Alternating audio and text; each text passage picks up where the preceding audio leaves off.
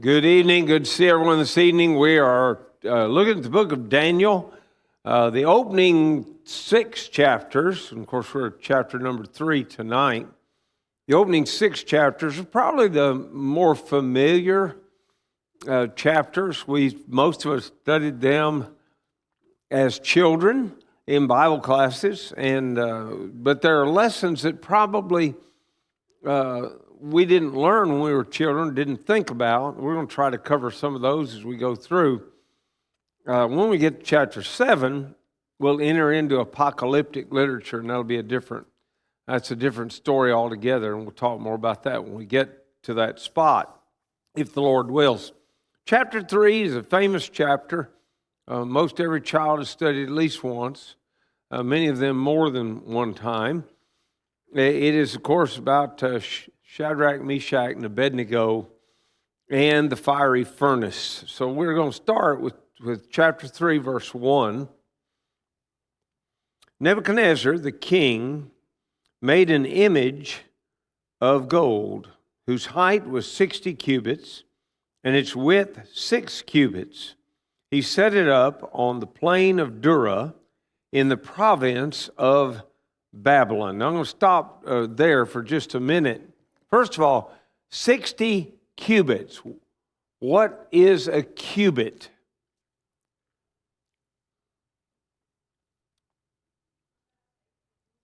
It's about 18 inches. The way they calculate it is it's from the elbow of the ruler to his longest finger. And that's, generally speaking, 18 inches. So that being the case, it's 1.5 feet. So if it's 60 cubits, how many feet is that? 90 feet. And if it's 6 cubits in width, how many feet is that? 9. Okay, 9 by 90 is the approximate measurement of it. Probably then, it's what's known as an obelisk. And you see those in Egypt. You know, it's a big spire. I'll tell you that we have an obelisk in Washington, D.C. It's called the Washington Monument. It's an obelisk.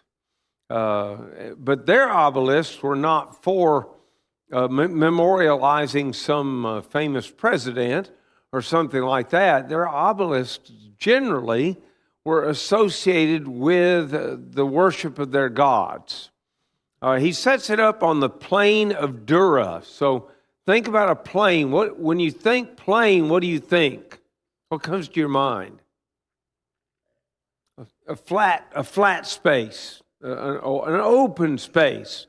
So if it is 90 feet tall, 9 feet wide, and it is totally covered in gold, tell me what the impression would be in the daytime of this image.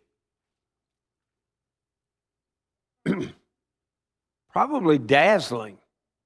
Don't you imagine? It'd be stunning, to look at it. And that's what Stafford North said about it, and I thought that was a good observation. Now, what is this image? Well, look at chapter 3, verse 12, where they say, there are certain Jews whom you have set over the affairs of the province of Babylon, Shadrach, Meshach, and Abednego. These men, O king, have not paid due regard to you. Excuse me. They do not serve your gods or worship the gold image which you have set up. So it's possible it's a god. Look at verse 14. Where it says, Nebuchadnezzar spoke, saying to them, is it true, Shadrach, Meshach, and Abednego, that you do not serve my gods or worship the gold image that I have set up? And then go on down, verse 18, where we find, but if not, let it be known to you, O king, that we do not serve your gods, nor will we worship the gold image which you have set up. And then one more, verse 28. Nebuchadnezzar spoke, saying, blessed be the God of Shadrach, Meshach, and Abednego, who sent his angel and delivered his servants who trusted in him. And they have frustrated the king's word and yielded their bodies, that they should not serve nor worship any god except their own God. That last verse is probably the strongest of all of them in terms of, is this a God? Well, probably. Now, could it not be a God? I'd say, well, yeah, it could not be. That's a possibility too. But I lean toward that it was thought of as a God, and we'll see more about that as we go on. And King Nebuchadnezzar, verse 2, sent word to gather together the satraps, the administrators, the governors, the counselors, the treasurers, the judges, the magistrates, and all the officials of provinces to come to the dedication of the image which King Nebuchadnezzar had set up.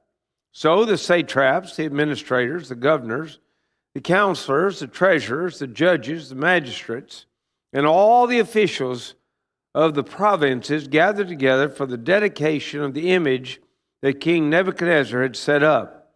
And they stood before the image that Nebuchadnezzar had set up. Then a herald cried aloud, "To you it is commanded, O peoples, nations, and languages." All right. It's important for us to notice here, I think, that when he says peoples, nations, and languages, that is a phrase, an expression that is used repeatedly in the book of Daniel, especially in the Babylonian period. You're going to see it. For example, we see it here in 3:4. We see it again in 3:7. So at that time, when all the people heard the sound of the horn, the flute, the harp, the lyre, in symphony with all kinds of music, all the people, nations, and languages fell down and worshiped the gold image which King Nebuchadnezzar had set up. It's repeated again in verse 29, where Nebuchadnezzar is now speaking to all these people. And he says, "Therefore I make a decree that any people, nation, or language which speaks anything amiss against the God of Shadrach, Meshach, and Abednego shall be cut in pieces, and their houses shall be made an ash heap, because there's no other God who can deliver like this." And then again, if you'll look on, you'll see this one again, chapter 4, verse 1, where we're going to see the next thing we'll look at, the second dream of Nebuchadnezzar. Nebuchadnezzar the king to all peoples, nations, and languages that dwell in all the earth, peace be multiplied to you. And then you pick it up again in chapter 5, verse 19, where now we're with Belshazzar, another king in Babylon. And because of the majesty that he gave him, all peoples, nations, and languages trembled and feared before him. Whomever he wished, he executed. Whomever he wished, he kept alive. Whomever he wished, he set up. And whomever he wished, he put down. Again, chapter 6, verse 25. Now, we're in the time of Darius. And, of course, this is the lion's den incident. In verse 25, then King Darius wrote to all peoples, nations, and languages that dwell in all the earth, peace be multiplied to you. And then one more, chapter 7, verse 14, then to him was given dominion and glory and a kingdom, that all peoples, nations, and languages should serve him. His dominion is an everlasting dominion, which shall not pass away, and his kingdom the one which shall not be destroyed. By the way, that last is a pretty clear reference to Jesus and his kingdom. So, what do we mean by peoples, nations, languages? What's the idea?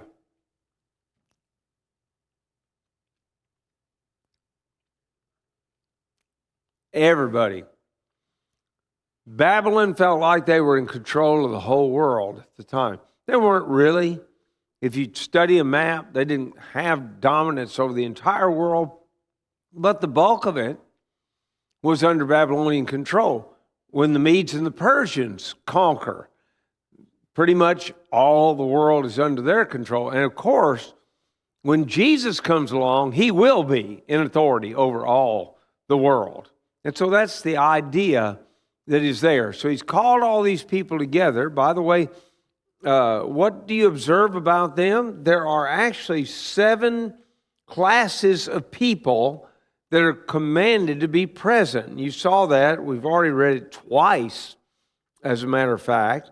You've got the satraps, the administrators, the governors, the counselors, treasurers, judges, magistrates, and all officials, 7 different categories. And all these are what we might consider in some ways the upper echelon of their society and of their leadership in their government. He's called together what we call it, the creme de la creme, the cream of the crop. They're all there. And they're all going to submit, at least that's his plan, they're all going to submit to the image that he has made. All right, let's. Any questions or comments up to this far? The weather change got you, didn't it? Okay. All right, look at verses 5 through 7.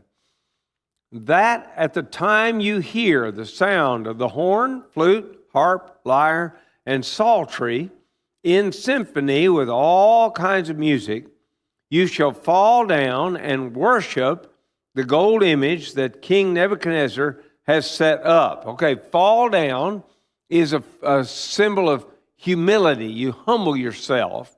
And then worship is do homage in the New Testament. And by the way, in some translations, even in this spot in the Old Testament, it will say prostrate.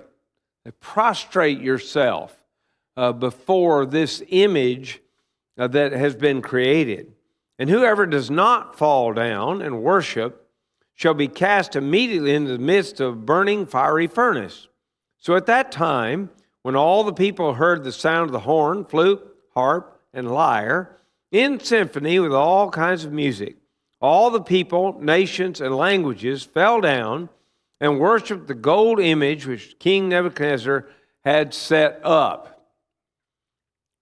Why would this not bother a pagan?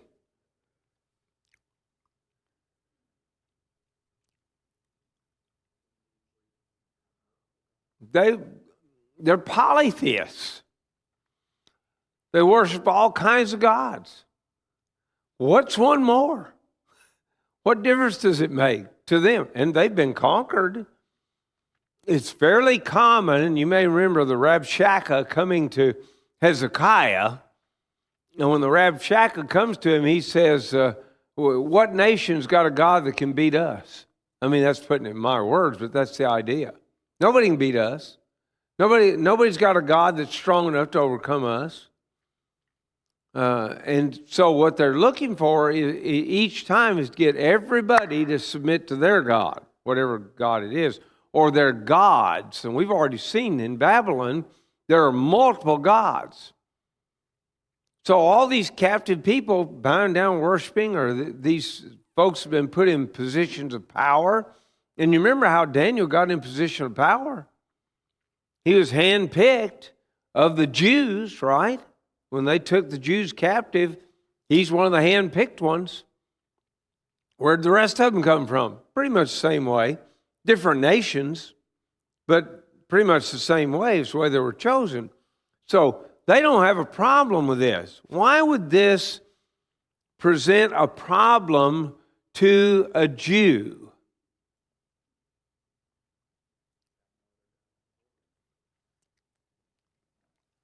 Let's look at the next couple of verses, and that's exactly where we're going. Drew just said, "Have no other gods before me," and we'll come to that. Let's go ahead and read verses 8 through 12, and then we're going to talk about that no other gods idea.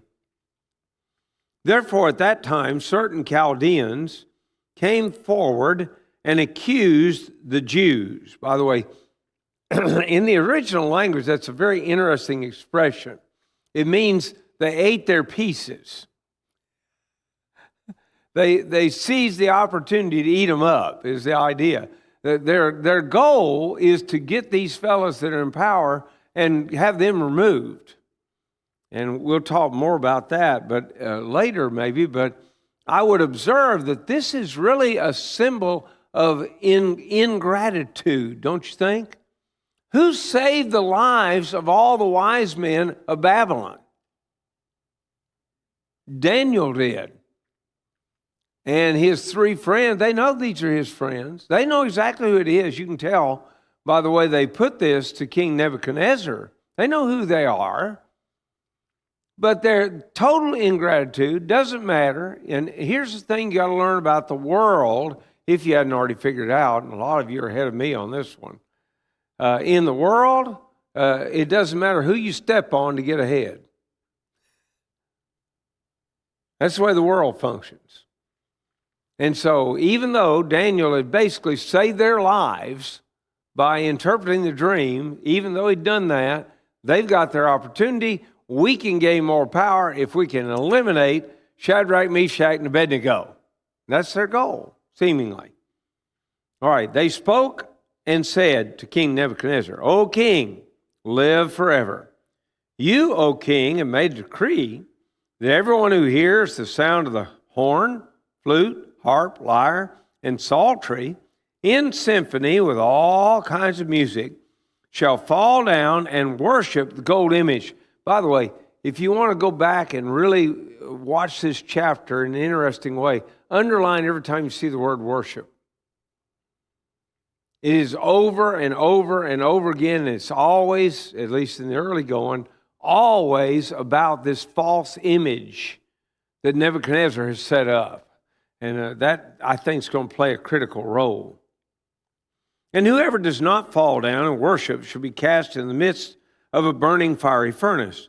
There are certain Jews whom you have set over the affairs of the province of Babylon, Shadrach, Meshach, and Abednego. These men, O king, have not paid due regard to you. They do not serve your gods or worship the gold image which you have set up. All right, we already said pagans don't have a problem with this. Why would the Jews have a problem? Young, in his commentary, says, but for devout Jews to worship this statue would have been to deny their cherished conviction that there is one alone to whom worship is due. Look at the book of Exodus, chapter 20. We're at Mount Sinai there. And Moses is receiving the law. And as he receives the law, particularly we want to pick up on verses 4 and 5.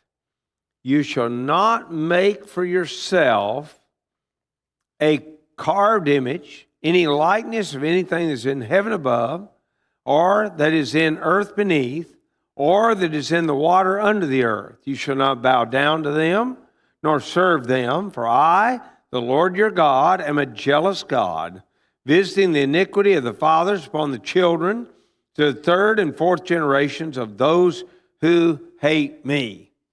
You shall have no other gods before me. It's pretty plain. Are Shadrach, Meshach, and Abednego well trained in Jewish law? Well, apparently they are. And they take a stand. Now, I was very interested. By the way, Stafford North was a teacher at Oklahoma Christian. It was a college back in those days. Tremendous student of the Bible. And all his material in the book of Daniel is online. It's available to you. If you can't find it, let me know. I'll give you a digital copy because I may not be able to find it either now. I don't know. but it's very interesting to read. He lists possible responses. So tell me how you think, how might they have responded to this command to bow down and worship the image? Some of your ideas. You don't have to read his. What ideas have you got?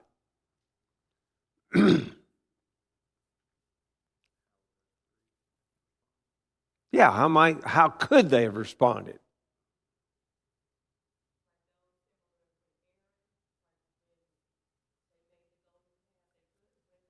Okay, they could have bowed down. And they even could have bowed down and said, well, we know better, but we're saving our lives, So That's a rationalization, but that could have been what they did. Somebody else. Another idea.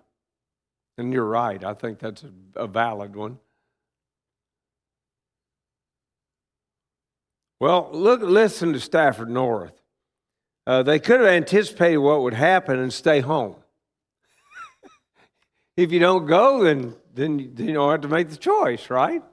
And believe me, there are folks that do that in religion right now in the United States, and even among our brethren, I'm sorry to say. We've already talked about they could bow, but say they didn't mean it, tell themselves that. They could get in a place where they wouldn't be seen and not bow there and hope nobody saw them, not bow. They could bow partially and hope no one notices, or they could stand erect and take the consequences. So, what is their choice? What do they decide?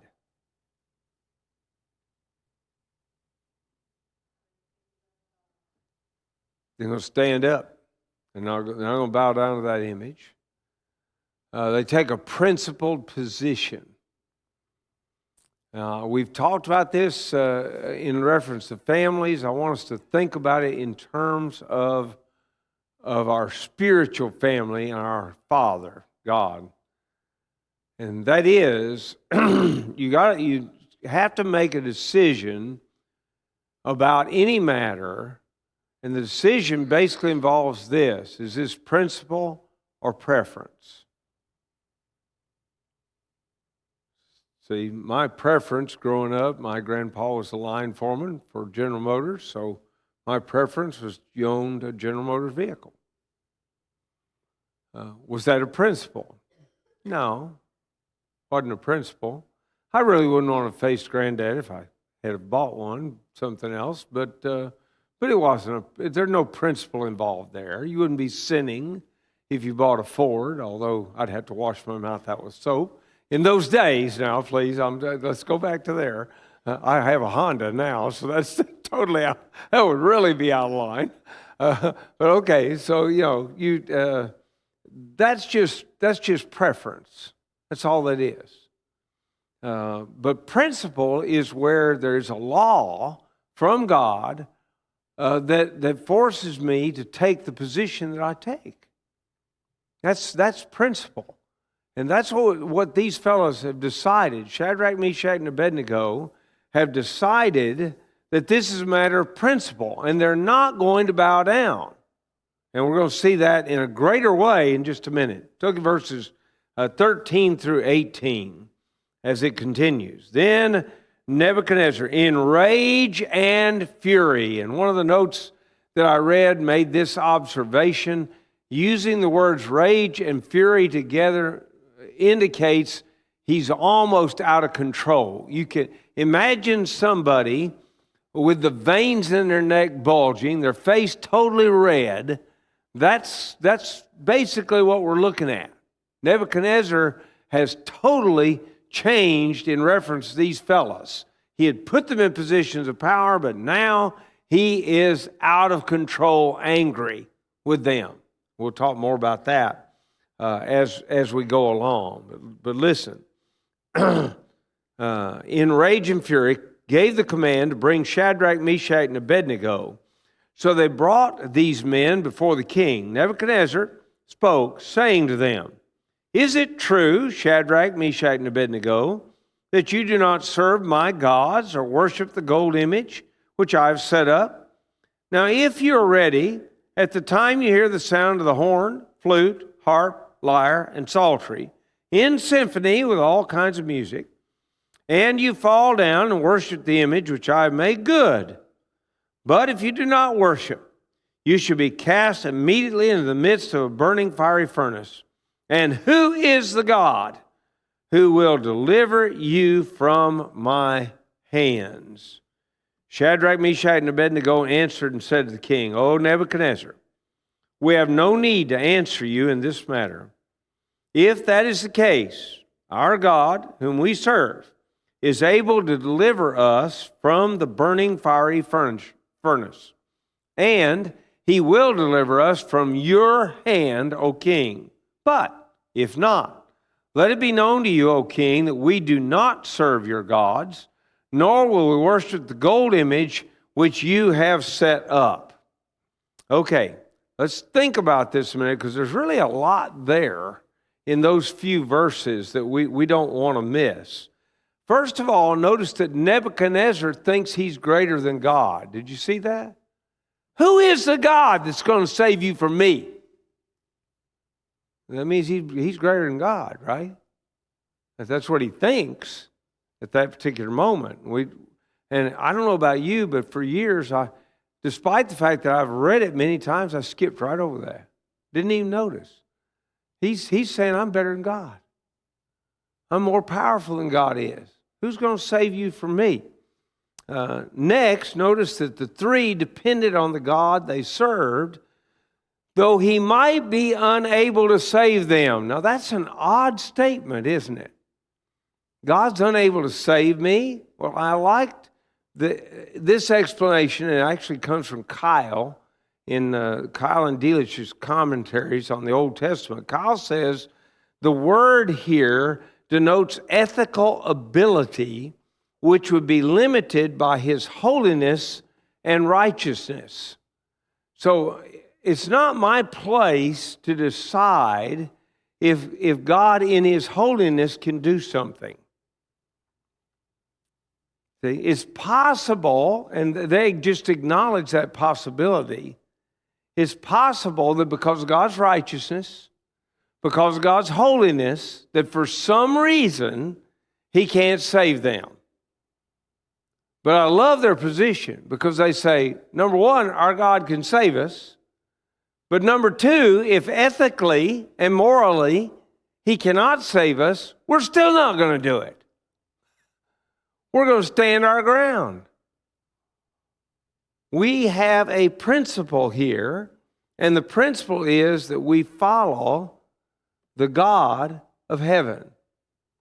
Now, I have a question for all of us, and please, when I say us, that includes me.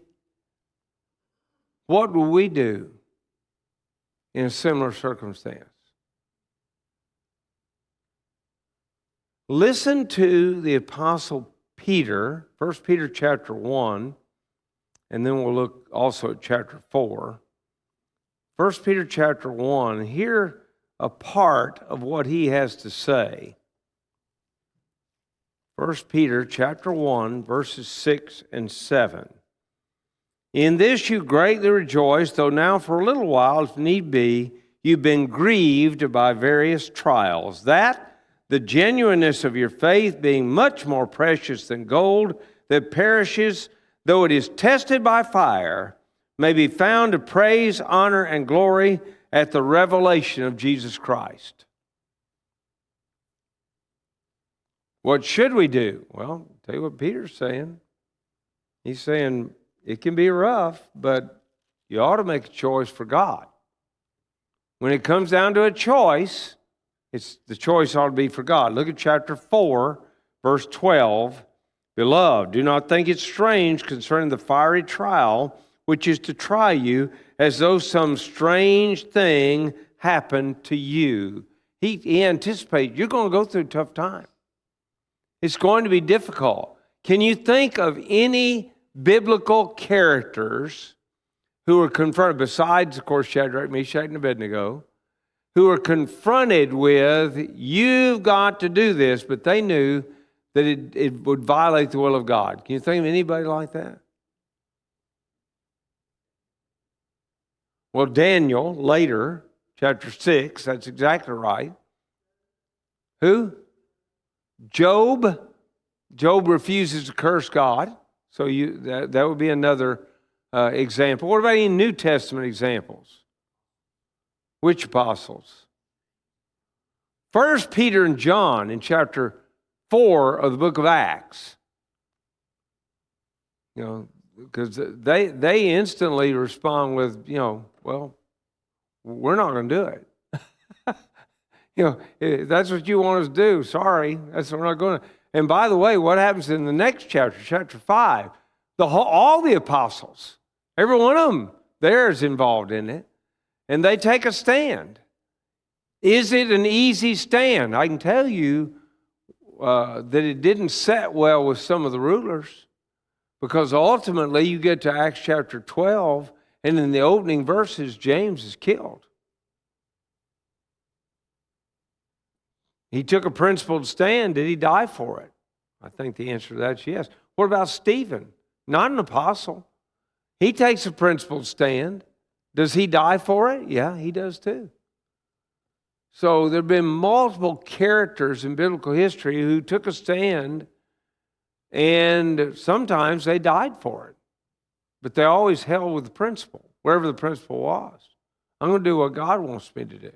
And I'm not going to worry about what man may think about that. So here's something that I think we all need to come to grips with. You need to formulate biblical principles that are founded on biblical principle, and you need to be ready to stick with it, whatever that is.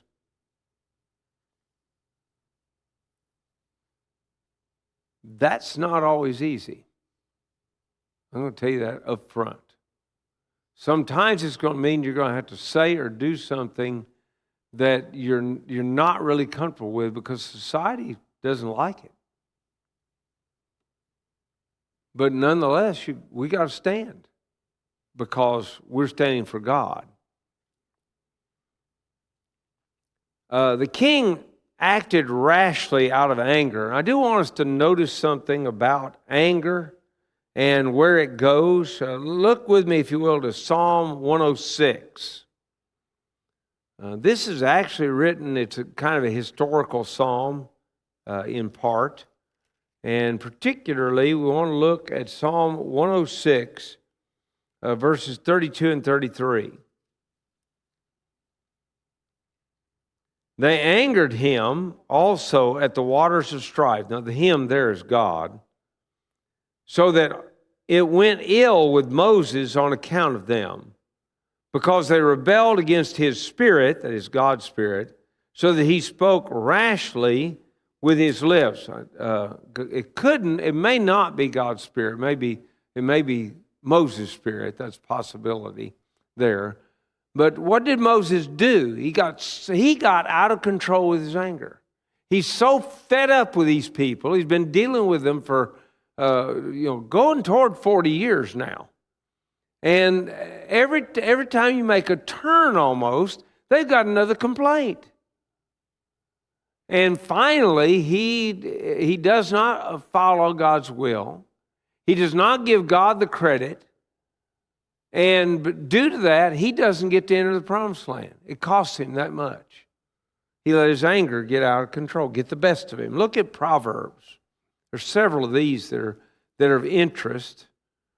First of all, we want to look at Proverbs chapter 19, verse 19.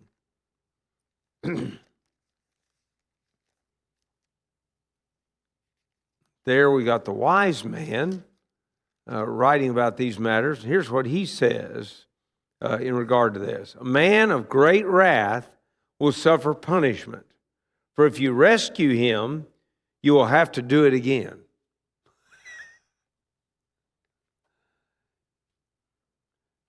Okay, I don't want to go down a rabbit hole too far here, but if you've been involved with people like I have for my whole life, trying to help them, then eventually you're going to bump into, as a general rule, it's going to be a woman who is abused. And let me tell you how that works. Every time he gets angry, he beats the snot out of her. And then he says, "It never happened again. I promise. Never happened again. I promise you. I promise. I love you. And so she'll take him back, and he'll get angry. And what'll happen? A repeat. Wise man's right. A fella or a woman, by the way, goes either way, who cannot control their anger. They're just like a keg of dynamite with a short fuse, and it's just waiting for something to light the fuse. That's the way they work. That's what the wise man said. Be careful if you're in that category. Look at chapter 27, also of Proverbs. This time we're going to look at verse 4. And here's what he says this time. Wrath is cruel and anger a torrent. But who is able to stand before jealousy? Well, wrath is bad, jealousy is worse, is what that verse says. All right, go ahead. Chapter 29, verse 8. We're going to pick up on another one. Scoffers set a city aflame, but wise men turn away wrath.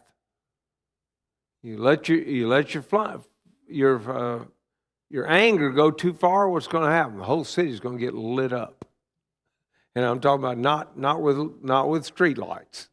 It's going to get burned down, because you let your anger get out of control. What about New Testament? Look at Ephesians chapter 4. The Apostle Paul, writing to the brethren at Ephesus, is trying to explain to them the changes that ought to come in their lives because they're now Christians. And as he does that, he particularly gets to verses 25 and following. Here's what he says. Therefore, putting away lying, let each one of you speak truth with his neighbor, for we are members of one another. Be angry and do not sin. Do not let the sun go down on your wrath, nor give place to the devil. Now, I'm thankful that Paul did not say, do not ever be angry. He didn't say that. He said, be angry and do not sin. Keep it under control. Do you remember an Old Testament character who failed to keep it under control? What about Cain?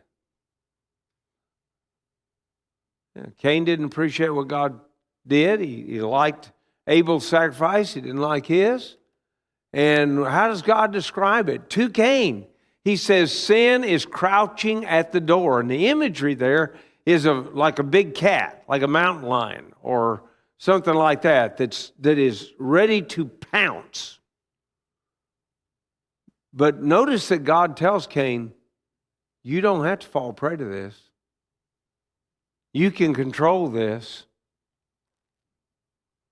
Very, very important point for us to see, I think. It costs Nebuchadnezzar. What does he do? He used all his power. Heat up this thing to 7 times what it's wont to be heated. Look at verse 19. Then Nebuchadnezzar was full of fury, and the expression on his face changed toward Shadrach, Meshach, and Abednego. He spoke and commanded that they heat the furnace 7 times more than it was usually heated.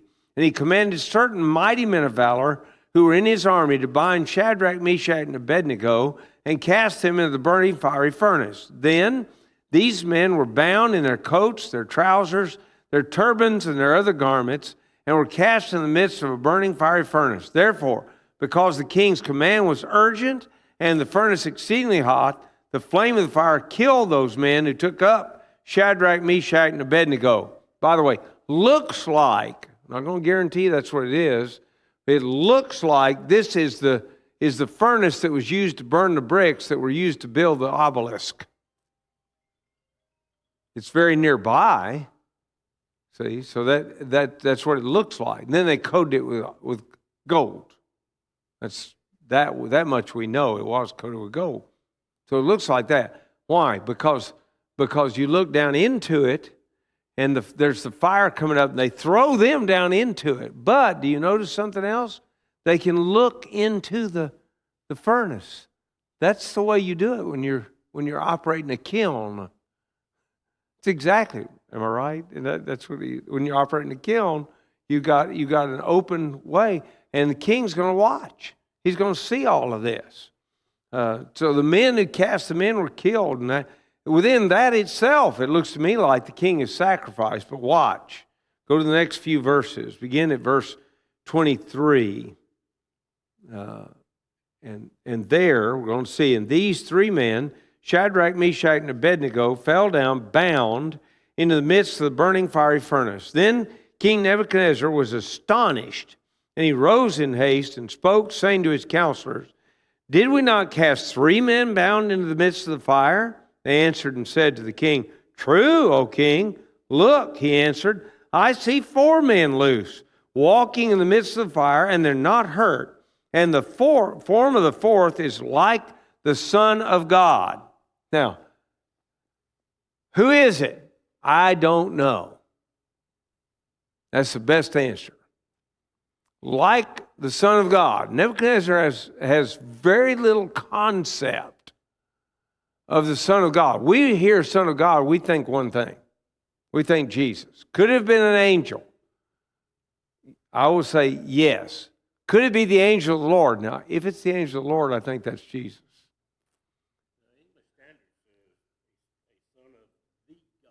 Yeah. Yeah, a son of the gods. Yeah. But he still doesn't, we don't know. Is it Jesus or is it an angel? And my answer would be, is definitely representative of God. How do I know? Because he's able to walk through the fire, no problem. And furthermore, listen to what it says beyond that. Then Nebuchadnezzar went near the mouth of the burning fiery furnace and spoke, saying, Shadrach, Meshach, and Abednego, servants of the Most High God, come out and come here. Then Shadrach, Meshach, and Abednego came from the midst of the fire, and the satraps, administrators, governors, and the king's counselors gathered together, and they saw these men on whose bodies the fire had no power. The hair of their head was not singed, nor were their garments affected, and the smell of the fire was not on them.